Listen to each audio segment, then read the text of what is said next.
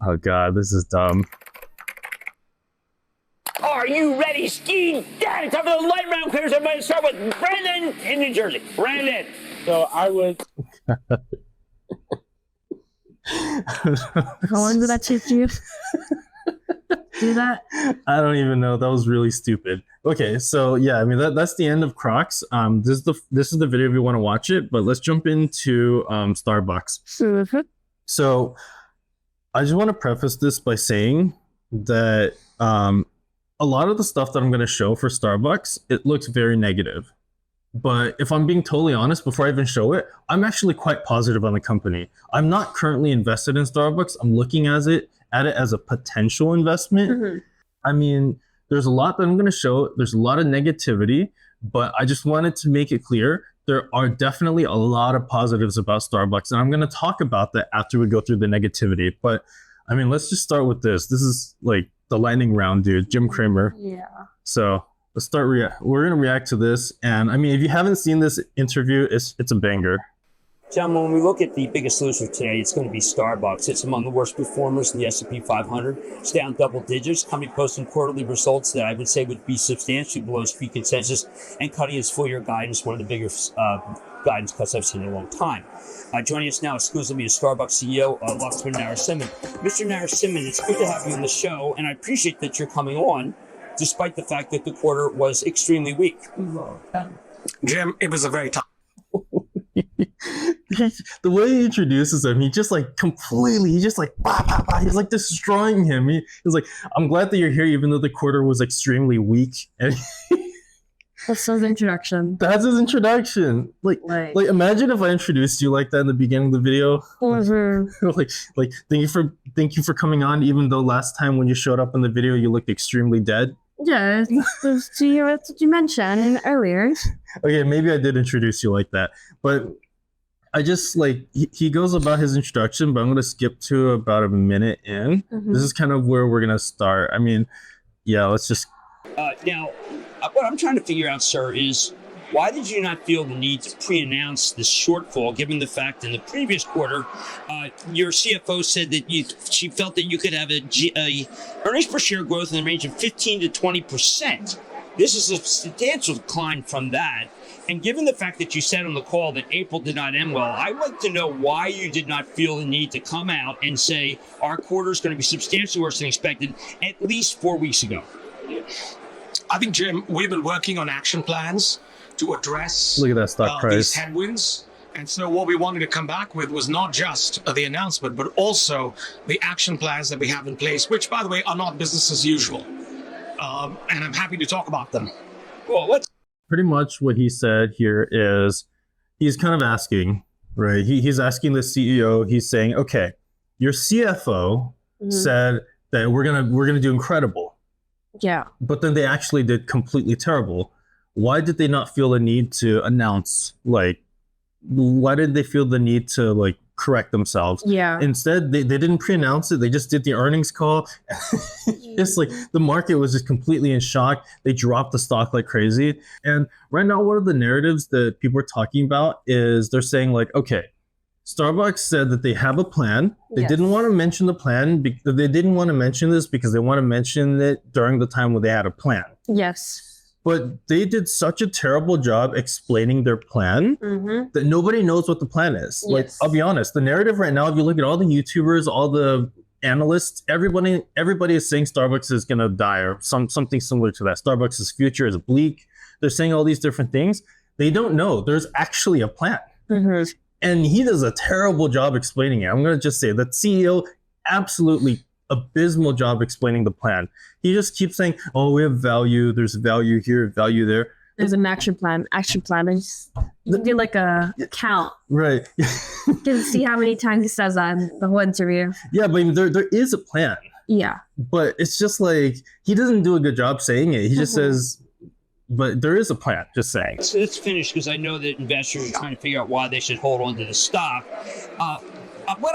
Some of the things that I am confused about, I checked with all the major, both public and private companies that are in a similar business to you, and no one saw a 3% decline in comp stores because of weather, and none of them saw a negative number except for you. Is it possible that your coffee is just too darn expensive? Jim, I think that if I look at the US occasional customer, they have clearly cut back on visits to us. If you look at the value for money scores we have, they're still strong, but there's no question that the occasional customer is cutting back on visits to us. We have not been able to communicate to them the value that we provide. So what we are doing about it is, it's not business as usual, but there's an action plan we have in place in order to do that, to reach them and to communicate the value that we are providing. What we're doing for that is we are making it attractive for them to come back into the Starbucks app and join it. On the app, what you will see is you will see value that they haven't seen because they've not been part of that environment. There are drops that are going to happen every Monday.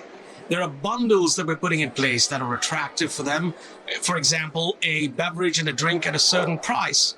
And so what you're seeing there is the effort we're making in order to ensure that our occasional customers get to see the value that we provide. Our loyal customers. Why did the loyalty program go from 34.3 to 32.8 in late quarter? He's such a savage. Just cut him off like midway. Why did your membership, and I know your membership was up 6% year over year. I'm not concerned with that. I'm concerned with linked quarter. Why you had not the occasional, but the hardcore drop off. Jim, if you look at the most. He's such a, this interview, Cramer, normally when we talk about Jim Cramer in finance, we meme on him. He's a meme. You know, he seems to always make the wrong call. I mean, there's some really funny calls that he's made, but honestly, he was really on point for this one. He was just he's saying I guess he called out Starbucks for talking about they lost some sales because of weather. Yeah. And he's saying all the other local chains, all the other coffee stores, they did not lose customers because of weather, but you guys did, right? And I mean, this is a weakness of it's not a weakness of Starbucks, it's more so a weakness of the management team's ability to communicate. Yeah. Because they're communicating that, it's the weather. They're not taking responsibility for why their sales went down. They're just blaming other things. The weather is the reason why our sales went down. And it's just not a good explanation. I mean, okay, so you as just a non-investor. Yes. I mean, what have you seen in the Starbucks app? I mean, I know you don't go to Starbucks often, but your friends like Starbucks. Yes. I mean, so the big thing I noticed with Starbucks is they do have deals. I think it's either, I'm not sure if it's Tuesdays or Thursdays that have the buy one, get one 50% off, which is okay, that's good. They're driving people more in. And Starbucks is always packed. You look at the driveway, there's always people lining around the freaking stores. I noticed Starbucks doing the collab with Stanley Cups. That was big. Very big thing. I think the big thing here is that they're mentioning a lot about their app, and their ecosystem, right? And we talked about this. Starbucks' app is it's their crown jewel, in my opinion. That app is incredible because once you put your money into that app, it almost functions like a bank. I think I remember you mentioning okay, I went on the app and I looked at the app, and if you use a gift card, you get more points. Yeah. Right. So they really have all these incentives where they get you onto the app and you get points for it. Yes. I mean, I just think it's an incredible value proposition there. If they can get more people onto the app, then that's where they solidify their moat. That's one of the things. Yeah. But let's keep moving. Pop off. Jim, if you look at the most loyal customers, they actually continue to come in, they continue to buy as frequently, they continue to customize and upgrade. It's at the tail of the loyalty program, particularly those that are, in the 90-day active, as we call it, the folks that didn't come back. They, again, are very similar to the occasional customers. We have an action plan in place right now to communicate directly with them with offers that have gone out even as recent as this week in order to ensure that we can reverse the visitation losses that we have seen with them and to bring them back. And yes, you're right. Overall program did grow by 6%.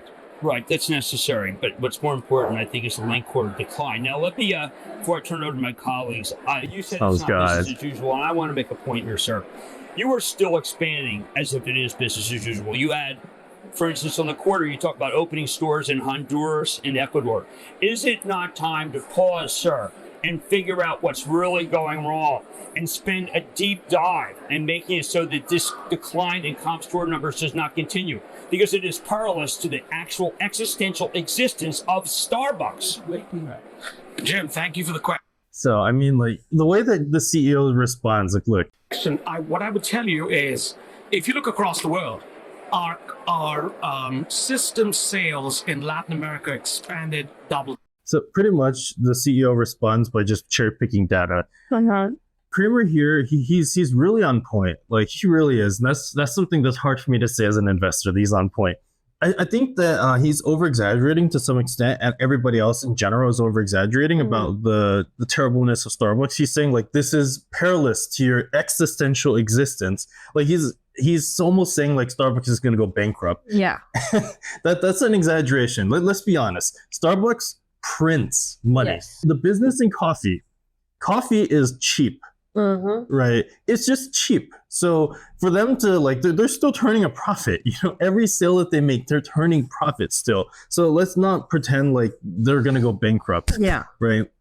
So I will say that his point here is really on point. And I'm just thinking about Starbucks. Like, when we drive, we see like 4 Starbucks in the same road. Yeah, it's Yeah. kind of crazy. Like, is that necessary? Yeah. It doesn't seem like it's necessary, right?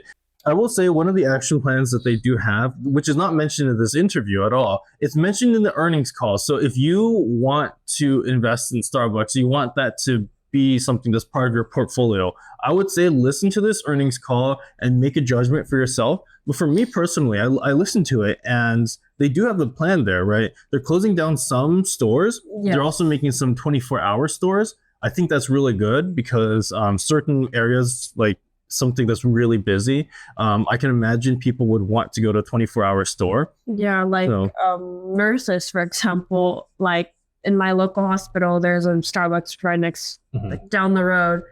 And you got your night shift nurses, and they're working like 12 hours and need some right. caffeine to, stay awake Right, during right, right. those times. Right, exactly. So, and airports, that's another one, right? Yeah. You might as well have Yeah. a 24-hour airport. So, Mhm.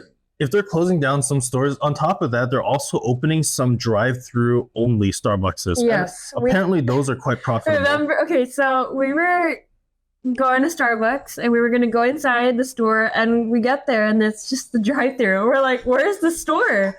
Like, what is this? And they're like, no, it's just drive-through. And we're like, oh, okay. And so we just, it's so weird. Yeah, because I like Starbucks cups. I collect Starbucks cups, so I wanted to go there to buy a cup, and it couldn't even get inside. I was like, what is They're this? like, it's just a drive-through. And we're like, what? What do you mean drive-through? It's always so But weird. Looking at that, they're actually their margins are better. Yeah. So I was like, okay, you know what? That's actually good. So Starbucks is pushing for efficiencies. Contrary to what this interview says, they don't represent it at all. It's terribly represented. It's just a terrible interview. But just moving on, he gives his own very businessman answer to it. I'm like, okay, cool. Holding share, sir. I regard them as being seminal companies. Oh God, this one's Still the good. largest player in out-of-home coffee. If you look at some of the metrics that we have, Tim Horton said you are not holding share, sir. I regard them as being seminal companies that are just as good when it comes to McDonald's says you are losing share. I can't go against those Look at three his companies. face. They are too good and too honest and too big for me to dismiss. we are the leading category player in coffee. It's just like he's like copying and pasting his answers. He's like a robot. Like Jim Cramer says something to him and he responds, we are the leading, like, geez, like pretty much Cramer just called him out for more BS. He's saying, okay, so you're saying the economy is weak. That's pretty much what the CEO said. The economy is the reason why people are not buying Starbucks anymore, right? People aren't buying and the economy is weak. But then Cramer says, we looked at Tim Hortons, we looked at Dunkin' Donuts, we looked at McDonald's, and they're not reporting anything like that. Only you are. Yeah. And that's a very valid point. I mean, like, Cramer is a savage here. Like, I've never seen him on point like this before. Like, that is incredible. But, like, Cramer's correct here, too, you know? So what's going on here? Well, maybe they are pricing their coffee a little too expensive. I think so, because if you want anything extra, it's an extra 50 cents, 25 cents. And then that does go up. So maybe that could be an issue, because I don't know if other coffee companies operate like that. I'm not sure, but for sure Starbucks, I know they do that. Charging up extra stuff like cold.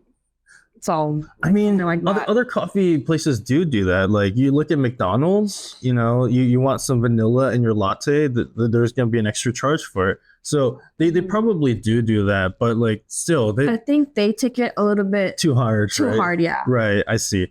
But I mean, it's fine, you know, people are still buying it. Yeah, they still buy it. But yeah. I'm talking visitation share and what we have. If you look at our in-home coffee business, it grew share 140 basis points. But if you look at the business underpinning us, tea grew 8%, cold grew 1%.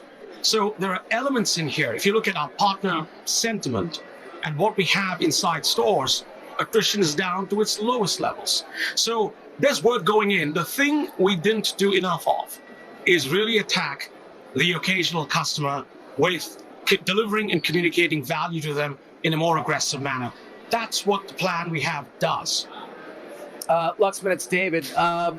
He always alludes, this is the plan, but he doesn't actually say what the plan is. Yeah. And I feel like that's the shortfall for this interview, because I mean, it makes him look clueless.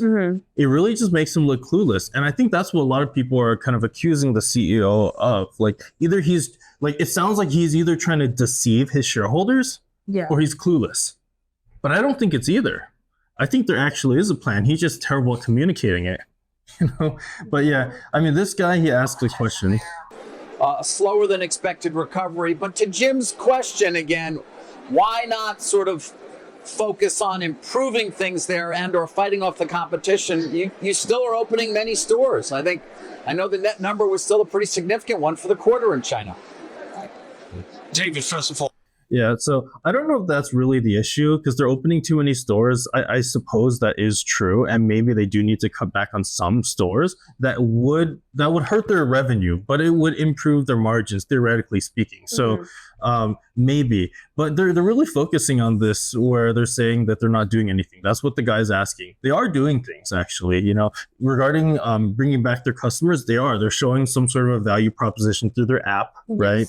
And they are actually pursuing more efficiencies. But let's just, is that everything to say China is down? Yes, that's true.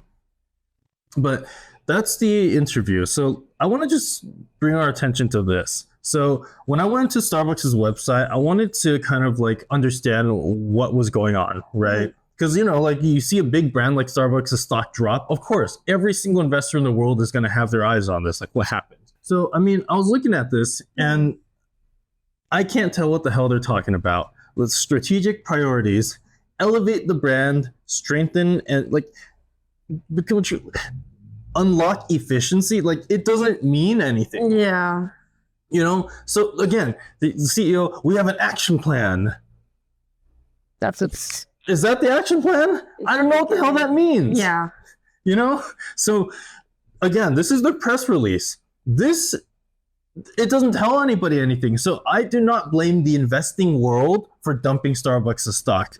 But again, if you're an investor, you look for opportunities like this where you say, okay, this stock is misunderstood. And that's absurd to say. It's Starbucks, one of the biggest companies in the world. But we had Meta, for example.